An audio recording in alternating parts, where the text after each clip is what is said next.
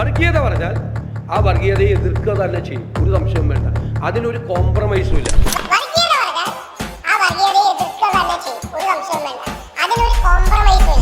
ഈ mass dialogue പറഞ്ഞ VD. Satheesan 2021 പോലും പറവൂർ ജയിക്കുന്നത് RSSന്റെയും BJPയുടെയും വോട്ട് വാങ്ങിയാണെന്ന് നിങ്ങൾക്കറിയാമോ? എന്നെ വിശ്വസിക്കേണ്ട, കണക്കുകളെ വിശ്വസിച്ചാൽ മതി. 2016 BJPക്ക് പകരം BDJS സ്ഥാനാർത്ഥിയെ മത്സരിപ്പിച്ചപ്പോൾ പോലും 28,000-ലേറെ വോട്ട് NDAക്ക് കിട്ടിയ പറവൂർ മണ്ഡലത്തിൽ അതേ BDJSന്റെ സ്ഥാനാർത്ഥിക്ക് 2021 ലഭിക്കുന്നത് വെറും 12,964 വോട്ട്.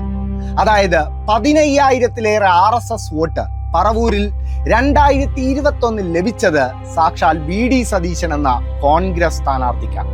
ഇനി സതീശൻ ആദ്യമായാണോ 2021 RSSന്റെയും BJPയുടെയും വോട്ട് വാങ്ങി ജയിക്കുന്നതെന്ന് ചോദിച്ചാൽ അതുമല്ല. 1996 പറവൂർ തോറ്റു പുന്നമ്പാടിയ സതീശൻ ഇതേ RSS വോട്ട് വാങ്ങി തന്നെയാണ് 2001 2006 ഒക്കെ ജയിച്ചത്. അതുകൊണ്ടാണ് എല്ലാത്തിനും മറുപടി പറയുന്ന വി.ഡി. സതീശൻ R.V. ബാബു എന്ന ഹിന്ദു ഐക്യവേദി നേതാവിന്റെ ഈ ആരോപണത്തിന് മാത്രം ഈ നിമിഷം വരെ ഒരു മറുപടി പറയാം.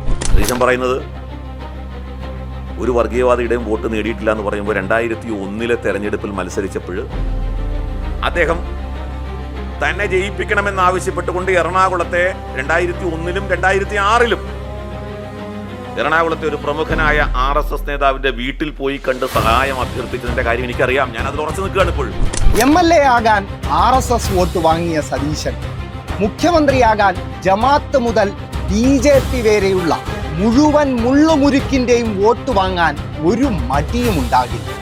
ആ കാര്യം ഉറപ്പാണ്.